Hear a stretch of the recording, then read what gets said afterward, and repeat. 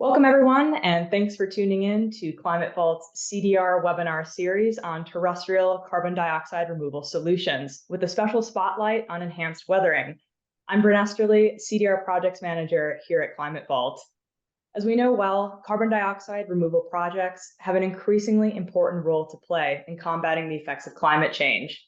In order to limit global warming to 1.5 degrees Celsius above pre-industrial levels, and ensure a stable climate for future generations, simply reducing our current emissions isn't going to be enough. We also need to remove historical emissions from the atmosphere, and we need to do so at gigaton scale. So this is where CDR really comes into play. We need a diverse set of CDR solutions to enable organizations to remove historical carbon from the atmosphere while also neutralizing those other hard-to-abate emissions. At Climate Vault, we view CDR solutions across three different pathways: oceanic, terrestrial, and technological. In today's session, we'll spotlight two terrestrial project developers who are accelerating the natural capabilities of Earth's abundant minerals to react with and store carbon out of the atmosphere using a process called enhanced weathering. These two participants were among the first 10 eligible project developers to apply for Climate Vault's grant funding program to support new and innovative CDR solutions. They were also the only two project developers of this group to utilize a similar carbon removal approach. So we really wanted to take advantage of this opportunity to not only dive deeper into the terrestrial pathway, but also learn more about enhanced weathering as a carbon removal solution. So please join me in welcoming Simon Manley, Head of Carbon at Undo, and Tim Preisenhammer, VP of Carbon Markets at Eion. Thank you both for being here today. To kick things off, I'd love to have each of you introduce your organizations and also tell us a little bit about the projects that you currently have under consideration for Climate Vault's grant award. Simon, let's start with you. Can you tell us a little bit about Undo and also about your project with a brief overview of the enhanced weathering process? Sure thing. So, Bryn, thank you very much for inviting us on today and giving us the opportunity to present and to speak. So I'm Simon, the head of carbon for Undo Carbon Limited. We are a UK-based enhanced rock weathering project developer. We specialize, as Bryn has already said, in terrestrial enhanced rock weathering. We're implementing projects currently in the UK, as well as opening up markets in Canada and Australia. We have an ambition to be the first project developer to enable the removal of 1 million tons of CO2 from enhanced rock weathering activities by the end of 2025. And yeah, it's a pleasure to be here. Great, thanks, Simon. And Tim, I'd love to hear from you. Do you mind introducing your organization and also the project that you have under consideration? Yeah, certainly. So Eion is a US-based enhanced rock weathering company. Maybe this is a good point to briefly talk about how enhanced rock weathering works. So fundamentally, the idea is we take a certain type of rock that naturally reacts with carbon. We crush it, we grind it very finely, and put it out on fields where it reacts with the carbon and just really permanently removes the carbon. So the idea, and what I'm going to keep coming back to today, is why I'm excited about ERW is the speed of scaling that we can do. As you mentioned, it is now not an option anymore to do carbon removal. And I believe ERW is really great in the whole canon of methods of taking carbon out of the atmosphere because of its ability to scale very quickly. So on projects, we're mostly working in the United States, specifically in Mississippi, on removing carbon there. Excellent. Thank you, Tim. Thank you, Simon, for those introductions. So I'd love to first focus on the state of enhanced weathering CDR solutions for our discussion today. In our earlier terrestrial pathway webinar, we got to cover the challenges and the opportunities facing the terrestrial space overall. But because you two are so closely aligned with enhanced weathering, I'd like to help our audience better understand the considerations that enhanced weathering projects need to take into account. So Tim, I'd love to hand this first question to you. What are your thoughts regarding the distinct opportunities? What do you see as the opportunities for enhanced weathering solutions in terms of solving the global carbon challenge? Yeah, certainly. I'll probably start every sentence with speed. So at the end of the day, what we do is we take rock, we crush it, and put it on fields. We don't need any massive facilities that nobody's ever seen before to be built, which is, I think, one of the key ideas of why ERW can scale so quickly. So actually, when my partner lists all of the different types of doing CDR, usually direct air capture comes first and ERW is mentioned last. I'm actually of the opinion that those two are very closely related because they're fundamentally work with mineralization. So the way to hold the carbon on Earth is through mineralization, which leads to really high permanence, which is valued highly in the market. But again, because we just crush rocks and spread it, we believe we can move very quickly. And like Simon mentioned, this 1 million ton goal is actually within reach very quickly within the ERW space. But as one of the newer solutions to the market, it is also not the most well known yet. So we're happy to change that. Well, thank I'd you, like Tim. to build on Tim's point there and talk about. I completely agree. It's one of the most scalable projects available at the moment in the CDR space, and lots of people when they look at CDR project types, they split them into sort of two categories: sort of nature-based solutions and technology-based solutions, or engineer-based solutions. Enhanced rock weathering kind of sits in the middle of both, and it delivers the high durability or high permanence, as Tim has talked about. That carbon is locked out of the atmosphere for what we call geological time frames, so hundreds of thousands of years. But unlike some of the other engineered solutions, it also delivers really important co-benefits. So putting it into the kind of the nature-based solutions camp. And those co-benefits tend to center around improving soil health. So as that rock dissolves in the soil, it leaves behind micro and macro nutrients, which improve soil health, improve nutrient cycling, and ultimately will benefit crop productivity and yield. So it really does deliver on both sides of that sort of spectrum, and as such, I think is one of the most effective solutions out there today. Excellent. Thank you, Simon. And I'd also love to hear from you. What do you see then as the unique challenges that enhanced weathering solutions face in order to achieve scale in today's market? Well, weathering is well understood, right? It's one of the reasons that we have a stable planet today. The chemical reactions between rainwater, carbon dioxide, and certain types of rock, removing CO2 from the atmosphere for millions of years, or hundreds of thousands of years. So that's not really up for question. That is a proven function system. What we're trying to do is reduce the sequestration cycle down from tens of thousands of years to tens of years to make sure it has a meaningful impact for the fight against climate change, right?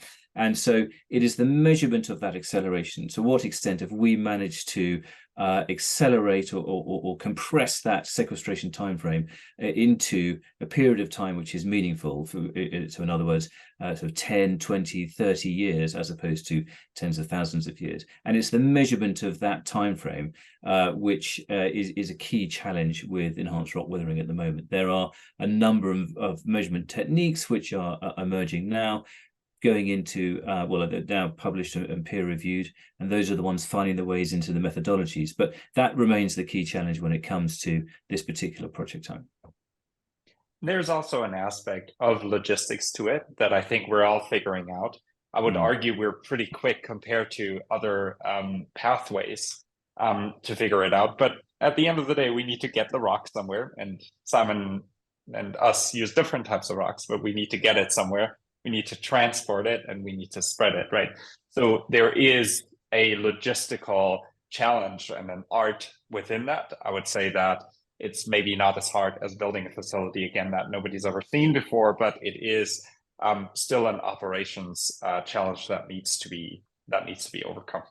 Yeah, I mean, that's absolutely right. We put a huge amount of effort into our operations and project structure and establishing those value chains as Tim has described.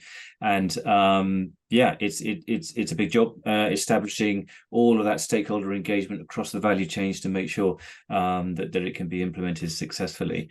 But again, to support Tim's point, the barriers to implementation are actually very, very low. We both come from a background in biochar where that sector is still very dependent on the success of that technology to deliver the output. Whereas with enhanced rock weathering, it's all very well established processes and existing infrastructure that we're utilizing. So while it's not without its challenges, but that particular component is ready to go.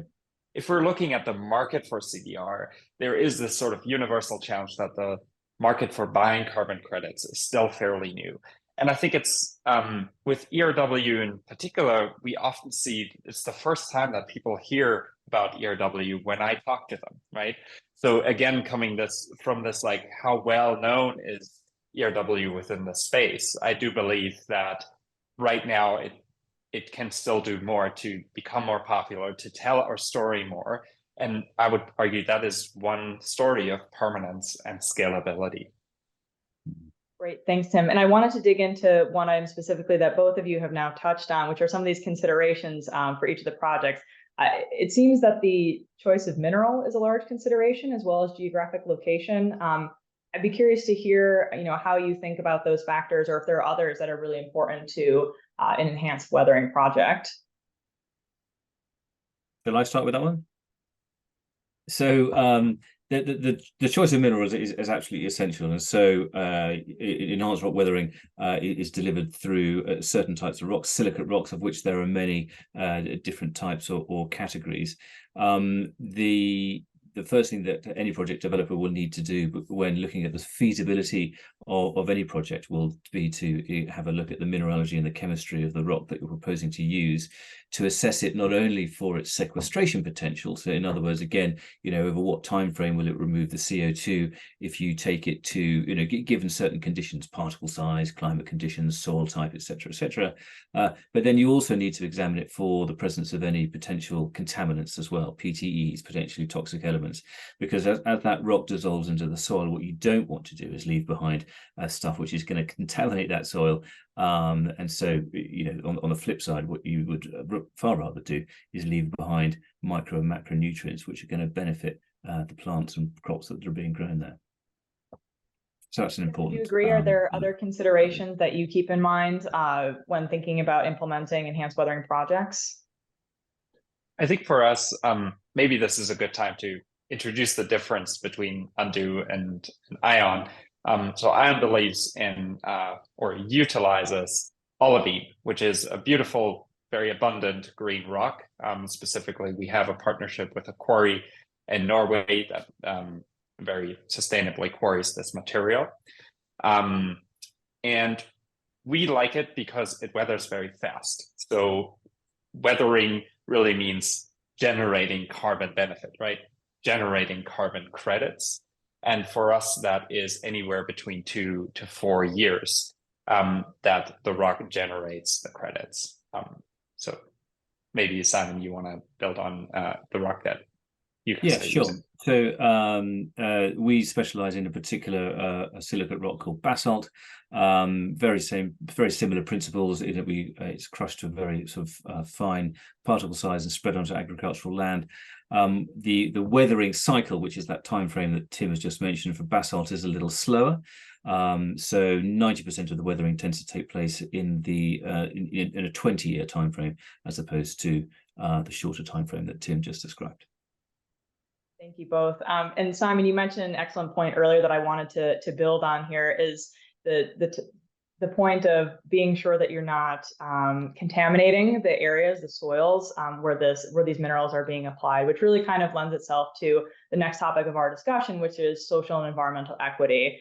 One of the reasons why feasible CDR are so challenging is that it's not good enough to simply remove the carbon from the atmosphere, right? We need to also ensure that the carbon removal is being achieved in a sustainable way, in an equitable way, and that it's not causing undue harm to communities and ecosystems in the area that the project is taking place.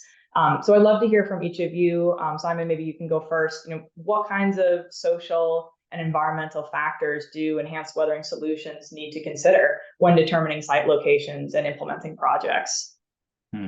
Well, I mean, thankfully, the standards that currently sort of determine or underpin the methodologies for enhanced rock weathering do require us to carry out extensive stakeholder engagement processes before projects can be implemented, as well as extensive environmental risk assessments on the potential application sites as well. So we are looking at all aspects of both environmental and social equity before projects can be rolled out. Now, enhanced rock weathering, it's not like you don't have a sort of a single site with a sort of small geographical footprint. We're talking about sort of hundreds of thousands of hectares of land on which the rock is being applied, and so the geographical area that you're affecting, and therefore your kind of responsibility around stakeholder engagement, is quite extensive. And so the types of engagement, I guess, strategies or tactics that you employ, I mean, we're not walking around with clipboards presenting in town halls to small numbers of local communities. It's more sort of communications sort of strategies, if you like, which address sort of a broad audience. And we've identified our important stakeholder groups as, local farming communities, local mining communities, as well as the academic community and local government and regulatory bodies as well. And we reach them through a number of different sort of tactics to ensure that everybody is fully aware of what's happening and has full sort of opportunity for any recourse or comments on what we're proposing to do. One important aspect to add to that is, as Simon mentioned, we're touching quite a big mass of land, right? And for us at Eion, it's really important that the way we deploy our rock is rooted within the practices that exist today. And I think this is both a environmental social aspect, but also one that allows us to scale really quickly, which is, if you think about modern agriculture and how it actually works in the United States, you have these large machines, applicators, for instance, that put agricultural limestone out on the fields. And for us, it's really important to actually meet farmers where they're at, which is like, well, we have this big truck, can we put the olivine in there and use it exactly the same way? And our answer is yes. You don't need to change your practices. We have the application periods during when we apply the olivine to the fields are exactly in line with agricultural practices as well.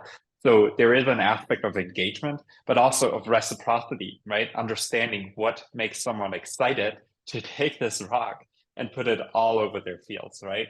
And what builds that trust is usually quite some good chops in agricultural practices and understanding what we're talking about when we touch these vast amounts of land.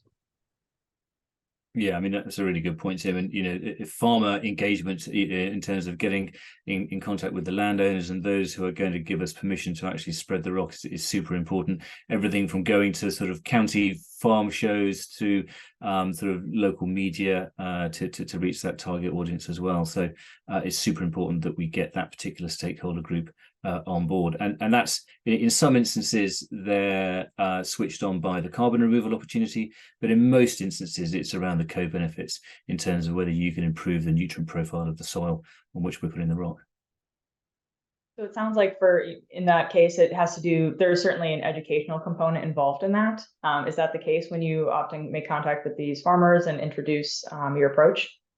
100%. I mean, exactly as Tim has said, most people, when you go approach them and talk to them about enhanced rock weathering, it's what are you talking about?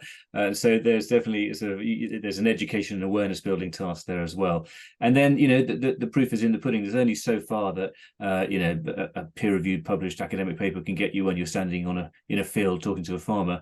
You need to show that the material flows nicely through his existing machinery onto the ground, and then 1 or 2 growing seasons need to sort of take place in order for him or her to see that it has a beneficial effect on the soil.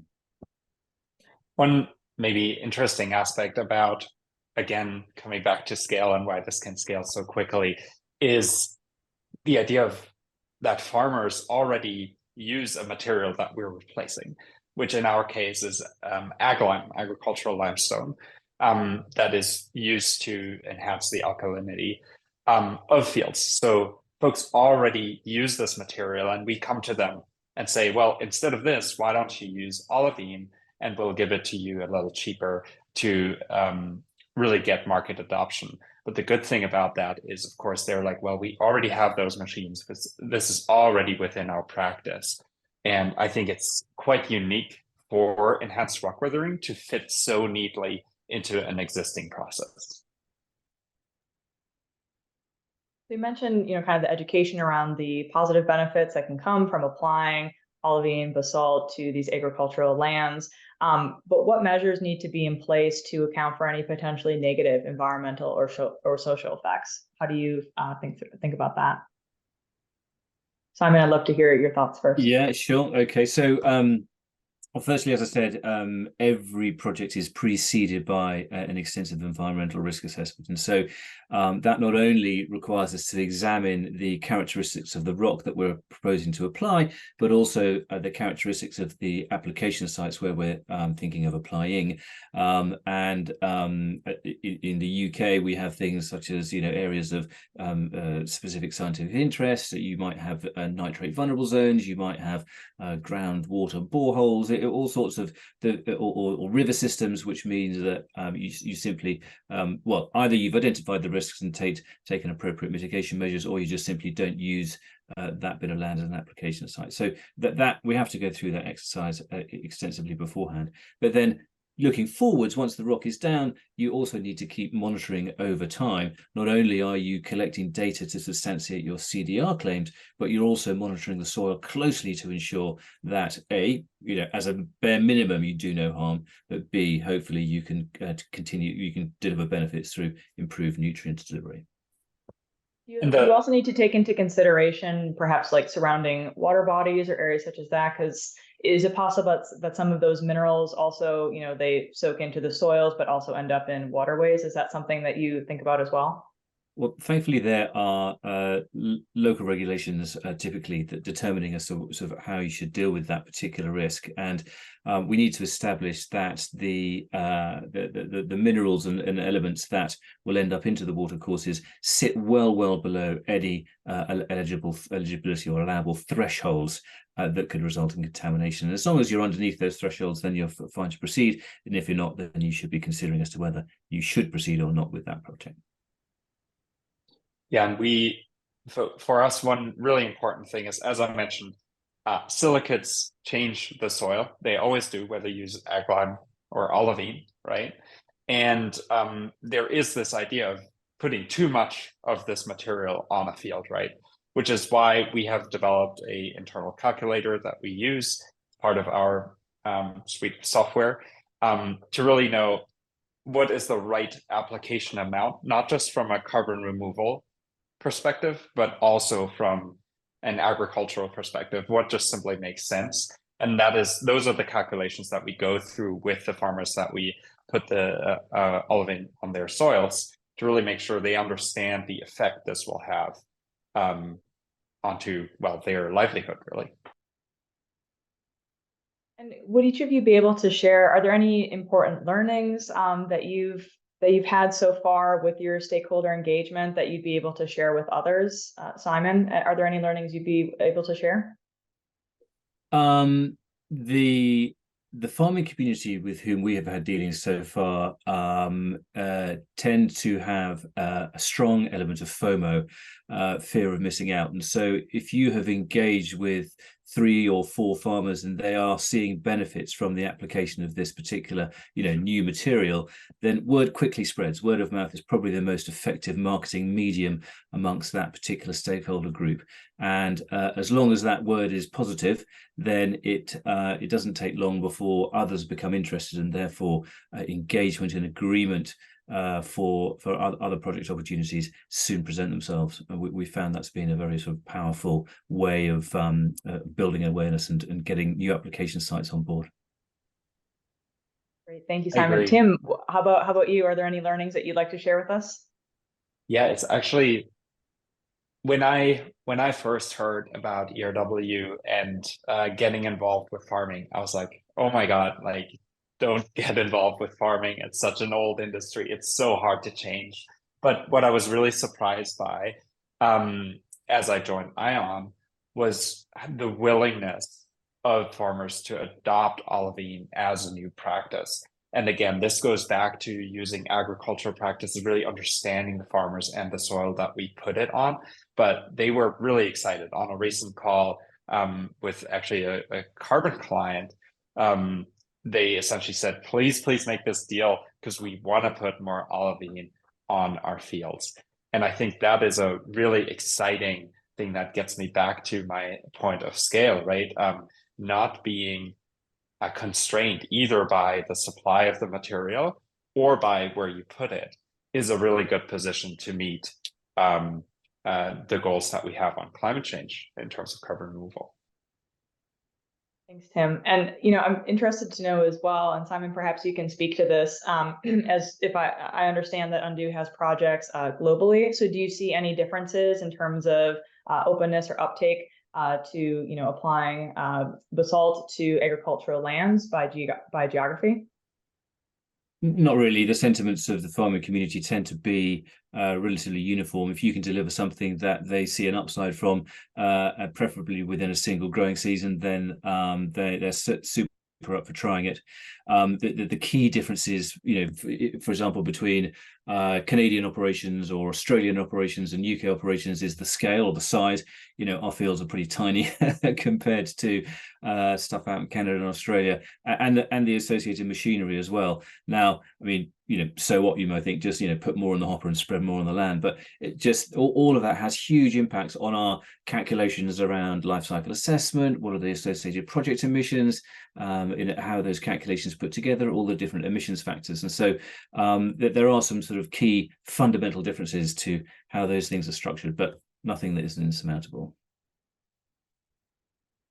Thank you both for your thoughts on social environmental equity. I'd like to now shift gears and focus on another critical and timely topic in the CDR space, which is policy and governance. Public policy can play a critical role in enabling the implementation and scaling of CDR solutions, such as by improving profitability for CDR projects, supporting R&D efforts, and promoting standardization and regulation, which ultimately helps to ensure high-quality projects and the durable storage of carbon emissions. We've seen some great progress lately in the US with the Department of Energy announcing its plan to support carbon removal through direct air capture and publishing its notice of intent to provide additional funding to support ideally a broader array of CDR solutions. We need to see similar developments like this, and certainly not just in the US, but globally.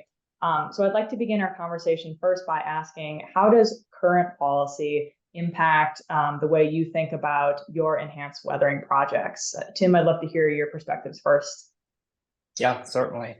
Our approach right now is don't bet on it. And I think we have seen within the difference, for instance, between the United States and then European regulation, how important it is to how fast things can change, but also that you can have wide discrepancies between different policies and regulators within the span of a year, right? And so for us, it is all about building a business model that can work and survive without relying on government support. However, of course, a government, I think, can provide two things here, right? Money and trust. And both of those things, we will, of course, we would like that support. For instance, for enhanced rock weathering in the United States, it's a question whether we qualify for 45Q or not, which would give us quite a boost to our economics. However, right now that is not certain. So while we are working on that, we are not betting on it. We're looking to provide and improve our economics independently of it, and then everything else is gravy. Thanks. And Simon, how about you? Do you take a similar approach, or how do you think about current policies? Well, I think that the principle that we're not going to get to where we need to from a carbon removal perspective across any project types without government support holds true, and that is especially the case with enhanced rock weathering. We haven't received any government support, frankly, in the UK at the moment, because enhanced rock weathering is simply not yet sufficiently on the radar of the policymakers. It's still a project which shows promise, but doesn't share the same kind of level of awareness as things like DAX and BECS. And I think this is a great shame. Firstly, it's way too early for any government or policymaker to be choosing winners, and we need to be doing it all at once. And so I think, from a permanence perspective, and even from a methodology development perspective, enhanced rock weathering sits shoulder to shoulder with the likes of BECS and DAX, and so therefore should be considered equally. If you look at the Oxford offsetting guidelines and principles, mineralization is in the high permanence family alongside those other project types. And so I would call on all sort of policymakers to consider ERW as a project that's viable now, and one of the ones that's sort of easiest to scale up quickly, as opposed to some of the other sort of high capital investment project types. Thank you very much. And I'd like to also ask each of you, and Simon, you kind of hit on this, but I'd like to delve a little bit deeper in terms of looking forward. How would you like to see CDR related policies develop in the coming years in order to better support, stimulate, and enable enhanced weathering projects to grow and scale? Tim, I'd love to hear your thoughts first. Yeah, I'm not a policy expert, but I want to come back to this idea of trust and generating trust in the market. That can happen in many different directions. But right now, I do think that we're still in a voluntary carbon market where there's a bunch of different standards running around that you could go with. I think that sometimes might confuse buyers to know, hey, I'm not a geochemist, right? I don't know how to evaluate ion or undo. So we need this outside trust building. And I think that can happen quite viably in the private markets around folks like Puro and Isometric definitely are taking that role. However, governments, as we clearly see with the DAC hubs, for instance, once they set a direction, suddenly it is out of questions whether this technology can be trusted or not, right? It's more of a question like, here's the direction that we set. You can generally trust this. Now let's figure out how to build it. And I think it's a two-step process where ERW is admittedly a little earlier, which is first, generating that trust within the private market and specifically the voluntary carbon market, while also reaching out to government stakeholders, as Simon has mentioned. How do you begin to generate that trust? Do you mind elaborating a little bit further on that point? Yeah, you generate that trust by talking about it a lot, first of all, just doing exactly what we're doing right now. And you also start letting experts look at your secret sauce, right? You start looking at the measurement and verification protocols. We just actually published a study on our methodology to outside scrutiny, and to allow that outside scrutiny, open yourself up to that initial criticism that is a natural part of the scientific cycle. And you start building trust by that openness. And eventually, standards will pick it up, and later on governments. Thanks, Tim. Simon, I'd love to hear your thoughts as well. How would you like to see CDR-related policies develop in the coming years to support enhanced weathering projects? So I think that enhanced rock weathering projects, through the development and emergence of methodologies, will inevitably start generating verified carbon credits for offsetting soon, within the next 12 months, no question. The big policy drivers that I would like to see in place to enable two things, which I think are super important to this project type scaling up. One is to enable enhanced rock weathering to play a role in setting or in value chain mitigation activities. So we are uniquely positioned within the enhanced rock weathering sector to deliver in supply chain carbon mitigation as opposed to beyond value chain. And therefore, we can operate in the decarbonisation space with certain companies that are trying to meet their strict decarbonisation targets before they even consider removals. But that requires, it's not a function of the project type, it's a function of the accounting frameworks and the verification techniques being able to talk to each other so that I can account for the carbon removals that I've delivered in my value chain within the reporting frameworks that I operate. So that's one thing which I think it's a super easy fix, and it's something that could really open up opportunities in the short term for enhanced rock weathering. And then the second thing is to create a clear roadmap for not only carbon removals, but also enhanced rock weathering as a subset of that into the compliance markets. I think this would be an absolutely essential component of scaling up this particular project type. And again, it's a function of policy. I know it's being considered for DACs and BECs, and I think enhanced rock weathering needs to be in that group that's being considered right now. And Simon, you raised an interesting point with insetting. So for our audience who may not be as familiar with that concept, would you mind just giving a brief kind of overview of what that means or an example that could help to kind of illustrate that? You say a good example of this would be, for example, okay, so we take rock from a quarry, we stick it in a truck and we spread it onto land, okay, and on that land is owned by a farmer, and that farmer may be growing some kind of agricultural product which will be bought by, let's say, a large food company, for example. So let's just say Nestle, for want of a better example, may be buying products from that particular sort of farm. Now, Nestle will be under huge pressure to reduce its Scope 3 emissions, its supply chain emissions, probably because it's got a science-based target to meet. Now, looking for opportunities to do that, carbon being removed on the land on which crops are being grown that company is buying, that is a huge Scope 3 opportunity that this company could take advantage of. But at the moment, the accounting frameworks and reporting frameworks don't quite marry up to allow that to happen. And so again, it is simply a function of getting those things lined up to really open up that kind of opportunity. And so we could see people that you'd have to be in the value chain. It can't just be outside the value chain, but you'd be in the value chain. But we're talking about agribusinesses, fertilizer companies, anybody that buys any form of agricultural product.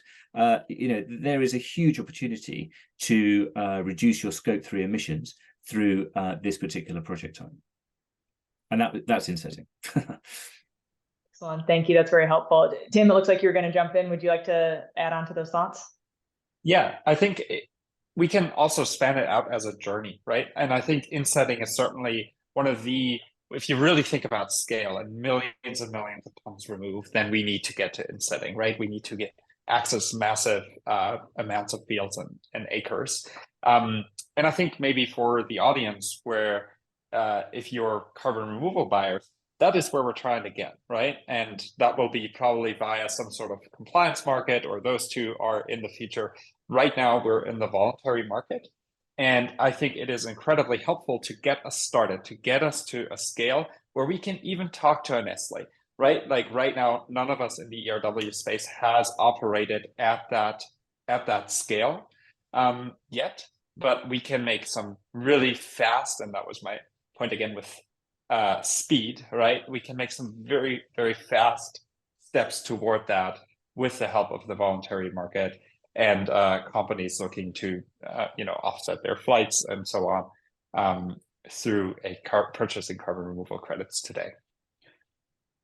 To your point on that, Tim, I mean, the organizations that we speak to, some who are struggling to meet their decarbonisation targets dictated by their science-based targets, are so focused on that decarbonisation effort that they see the purchase and utilisation of carbon removals as a tomorrow problem. And that's why I think to have a carbon proposition which actually enables them to deliver on that decarbonisation target means that we can really create something that is relevant and attractive today, rather than, oh yeah, we'll get some removals when we finally need to get to net zero, which, by the way, is a short-sighted and not a very good thing to do. Absolutely, and completely agree on that point. I'd love to ask next, so we talk about, we've spoken about, government and different players that, need to be part of this policy development, but I'd like to dig in a little bit further. So what do you see as the specific role for the public and private sectors in advocating for supportive CDR policies? So what's the role of government, academia, corporates? How do they fit into the picture? Tim, I'd love to hear your thoughts first. Yeah. Well, let's start with the private market, right? Again, that is who can help us today, right? If you have a net zero target and you want to purchase carbon removal credits that are high permanence, that really gets us started today. If you can make that a multi-year offtake agreement, potentially, like we've seen quite a lot of offtake agreements up to 2030 in the market. So that is pretty standard. That really helps us get to that scale, get that operational excellence and start building. Academia for ERW is extremely important, just simply because soil chemistry is very difficult. And I'm not a chemist, right? But we need academia to deeply investigate ERW. Again, that's why we published that study to really make sure that we get that academic scrutiny, that we get more academics to look at ERW, our permanence claims and all that, to really build that foundation that then later on government actors can look back at and say, okay, there is a strong body of evidence that ERW works, that it can be scaled today, to then start acting on it. Great, thanks, Tim. Simon, what are your thoughts on the role of these different organizations in the public and private sector specifically? It's a voluntary market, right? It's unregulated, and the private sector has a huge role to play in setting case studies and use studies for the utilization of these project types within their carbon reduction and removal efforts, and documenting them and accounting for them in a way which is meaningful to the kind of auditing and the validation bodies. And so while the market is semi-regulated, it is flexible enough for organizations to begin to do this off their own bat and set examples for others to follow. In terms of the regulators, then yes, I mean, some of it's government policy, but there are other organizations out there that I think governments turn to, as do the standards, as do the private sector. And we're talking about SBTI, the Science-Based Target Initiative. We're talking about the GHG protocol. They lay down the guidelines for land-based carbon removals currently, for example. And again, enhanced rock weathering is a bit of a sideshow in there, which is frustrating. And then, yeah, there are other sort of standard-setting organizations that tend to be sort of the go-to for best practice and guidelines that government and private sector refer to. Thank you. Tim, did you want to add to that? No. Okay, you look like you're going to say something, so I don't want to cut you off. No, I do think what we want to talk, I'm really excited by the potential of the private markets here right now, right?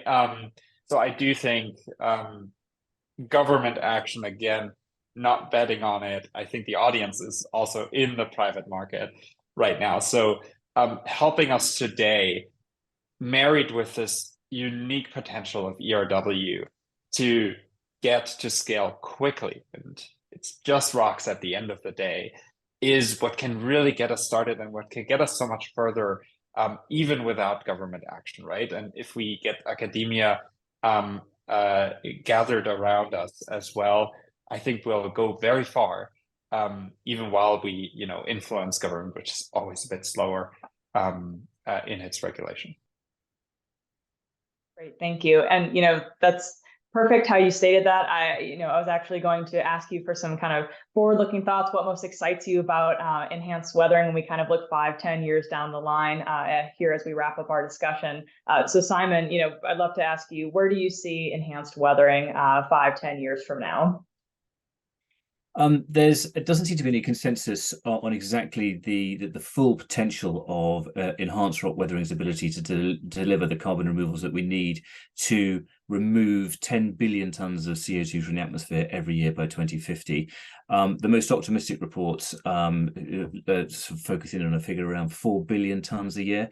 So it has the potential to play a significant role in the carbon removal efforts that we all need to get behind, and if we're going to keep temperature rise down to that 1.5 or 2 degrees centigrade. So looking forward 5 to 10 years, I would love it if enhanced rock weathering was able to fulfill its full potential in delivering that carbon removal. And it takes all of the factors that we've been talking about, everything from engagement with farmers through to sort of, you know, deep cutting policy changes in order to make that happen. But the potential is there, the scalability is there, and so it's yeah, we need to make it happen. Thank you, Simon. Tim, where do you see enhanced weathering 5-10 years from now? Yeah, once again, I see it happening now, right? We just shipped a bunch of olivine over to Mississippi where it's going to be spread on fields. That is 10,000 tons of olivine that we could just come up with, right? Again, no big facility needed for that. We have really credible plans to go to 100,000 tons within the next 2 or 3 years, and then pretty easily hitting the 1 million tons. Again, without this large capital investment, right? This is happening today and possible today. And so I just, right now, I see the voluntary carbon market and the willingness to commit as the biggest hurdle, right? It is, we have the rock, we have the logistics, and we have the fields. What's missing is the agreements. Great. Thank you both for those concluding thoughts. And I'd really like to thank you both, Tim and Simon, for participating in this webinar today on the terrestrial CDR pathway with the spotlight on enhanced weathering. I'd also like to wish each of you the best of luck with Climate Vault's ongoing RFP application review process, and wish you well in your carbon removal endeavors. The work you're doing is super important, and we appreciate you taking time to share your perspectives and insights with us today. So thank you. And to our audience, to find out more about Climate Vault's RFP for innovative CDR solutions, and to learn more about how our model can help your organization reduce and remove its carbon footprint in a transparent and verifiable fashion, check us out at climatevault.com and through the links included in this webinar. Please also check out our other 3 CDR webinars in our series, which feature other applicants from the terrestrial pathway, as well as project developers in the oceanic and technological CDR pathways. Once again, I'm Bryn Esterly, CDR Projects Manager at Climate Vault, here to help make serious climate action your reality.